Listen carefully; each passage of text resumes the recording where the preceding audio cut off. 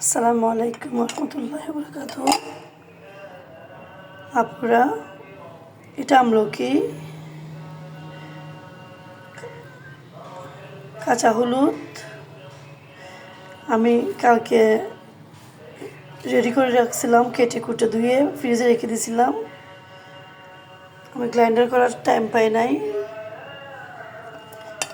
এখানে সব কিছু ধুয়ে মিক্সার ধুয়ে আমি ভিজিয়ে রাখছি সকালে, যাতে একসাথে আমি গ্রাইন্ডার করতে পারি। এখানে চিকন জিরা, মিষ্টি জিরা, কালো জিরা, মেথি, সাদা তিল।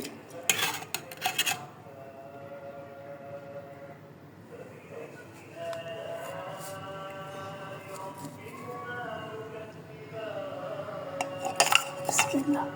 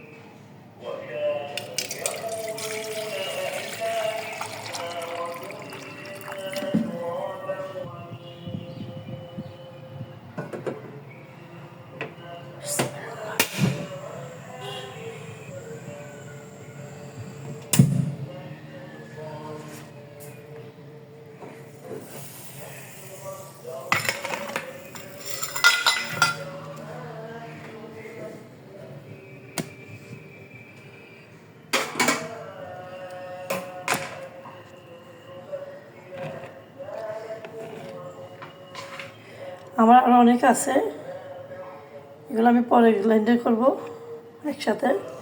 এখান থেকে আমি 1 চামচ দুইবারের জন্য দুপুরে, আর এখন সকালবেলার জন্য।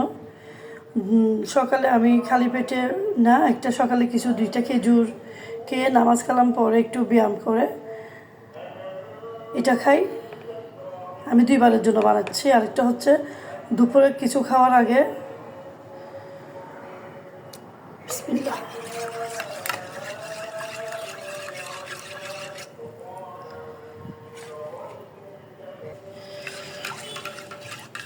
আমার কাছে এটা ভালো লাগে, আমি এটা সারাদিন খেয়ে আমার কাছে ফ্রেশ লাগে, শরীরও ভালো লাগে। কোনো রকমের ব্যথা, কোনো রকমের কষ্ট, কোনো রকমের গ্যাস কিচ্ছু হয় না। আলহামদুলিল্লাহ, আমি এটা খেয়ে আমি উপকার পাইছি। আমি আমার মতো করে এটা বানাই নিছি, আপনারা আপনাদের মতো করে বানাইতে পারেন। একটু কুসুম কুসুম গরম পানিতে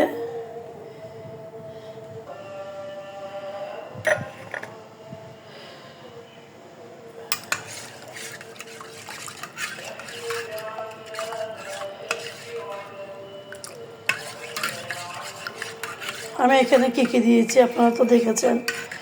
এখানে আমি আমলকি, দেশি কাঁচা হলুদ, মৌরি মানে মিষ্টি জিরা, চিকন জিরা, কালো তিল, সাদা তিল, কালো তিল দিই নাই, আমি সাদা তিল দিয়েছি, কালো জিরা, তারপর হচ্ছে মেথি। এখানে লেবু দিতে হয় না, লেবুর কাজটা আমলকি করছে। আর খালি পেটে আমি সাদা পানি খেতে পারি না, আমার বমি বমি ভাব লাগে, সে কারণে আমি খালি পেটে এই পানিটা খাই, আমার ভালো লাগে। এটা আমি এখন ছেঁকে নিব।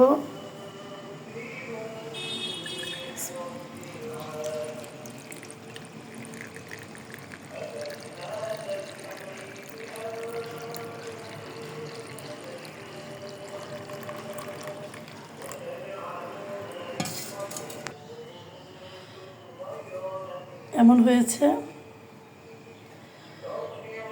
এটা কুসুম কুসুম পানি, কুসুম গরম পানি। আর এটা দুপুরের জন্য আমি রেখেছি, এটা দুপুরে ছেঁকে খাবো। ছাকার পরে এখানে যে এই যে আস্তরণগুলো থাকবে ওটাকে আমি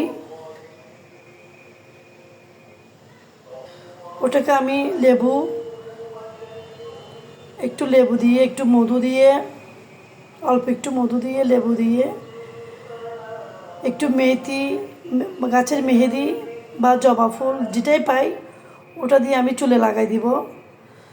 চুলে লাগানোর পরে ঘরের কাজ কাম যা সেগুলো করার পরে আমি ফিটকিরি ভিজিয়ে রাখবো, অল্প অল্প এক চিমটিখানি ফিটকিরি ভিজিয়ে রাখবো। রাখার পরে আমি ওই চুলটা 2 ঘন্টা চুলে রাখার মানে কাজ ঘরের কাজগুলো সব সারার সাথে সাথে আমার 2 ঘন্টা হয়ে যাবে। তখন আমি চুলটা ওয়াশ করব। ওয়াশ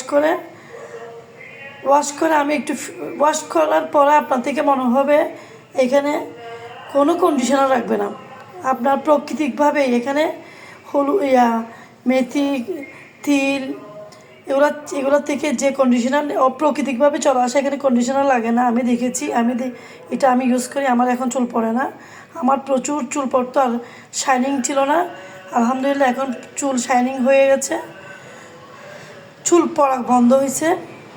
আর এরপরে যে চুল কেন পড়ে, মাথায় যদি ময়লা থাকে, নোংরা থাকে, মাথায় স্ক্ল্যাবে যদি আপনার খুশকি থাকে, ভিজা চুল যদি বেঁধে রাখেন, তারপরে গোসল করার পর যদি চুলটা না শুকান, তাহলে ওই চুলের মধ্যে গন্ধ হয় এবং ওই চুল নষ্ট হয়ে গোড়া পচে গিয়ে চুল পড়ে যায়।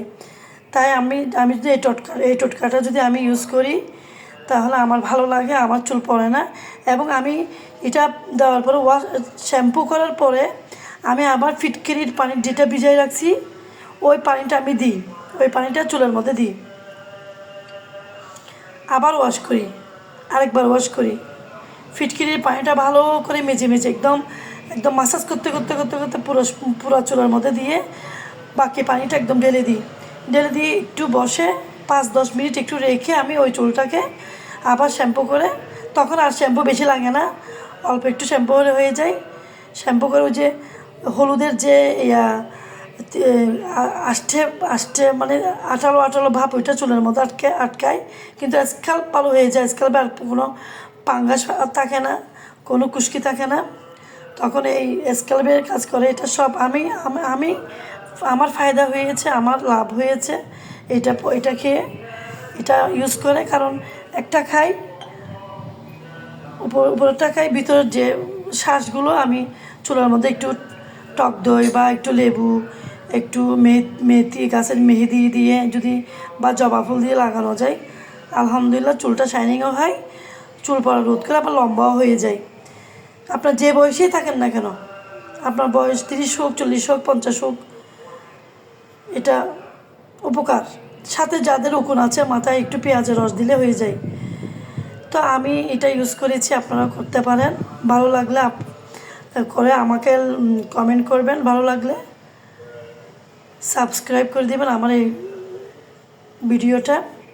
ভালো লাগলে আপনারা করে দেখার পর যদি আপনাদের ভালো লাগে আপনারা আমাকে একটা কমেন্ট জানাবেন যে আপু ভালো লাগেছে, ভালো আমি করেছি, এটা ভালো লেগেছে। ভালো না লাগলেও বলবেন, এটা স্কিপ করে যাবেন আপনারা। তো এটা চুলটা ধুয়ে ফেলি, ধোয়ার পরে আমার এরপর আর কিছু লাগে না, কন্ডিশনার কিচ্ছু লাগে না। আপনি আবার অ্যালোভেরাও দিতে পারেন, যাদের যেটা আছে এই শ্বাসটার সাথে যেটা আছে ওটাই দিতে পারেন। আমি এখন এটা খাবো।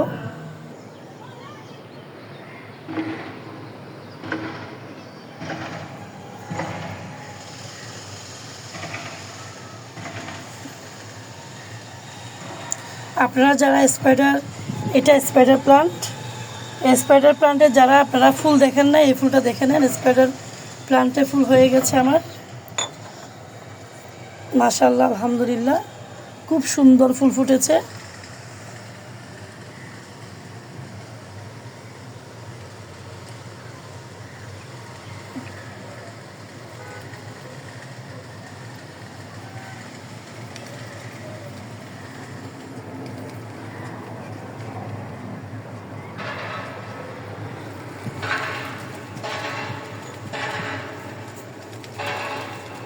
এটা আমি খেয়ে নিচ্ছি,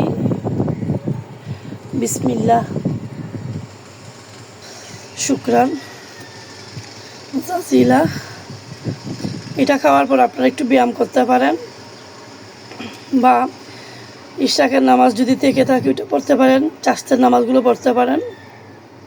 ব্যায়াম যদি করতে না ইচ্ছে করে তাহলে ইশরাকের নামাজটা পড়ে ফেলতে পারেন, যেহেতু সকাল, বা চাষতের নামাজটা পড়তে পারেন। ইশরাক চাষ দুইটাই পড়লে আপনাদের একটু ব্যায়াম হয়ে গেল, এটা একটু হজম হলে এরপর কিছু একটা খেয়ে, ভারী নাস্তা খেয়ে ঘরের কাজকর্মগুলো করতে পারেন।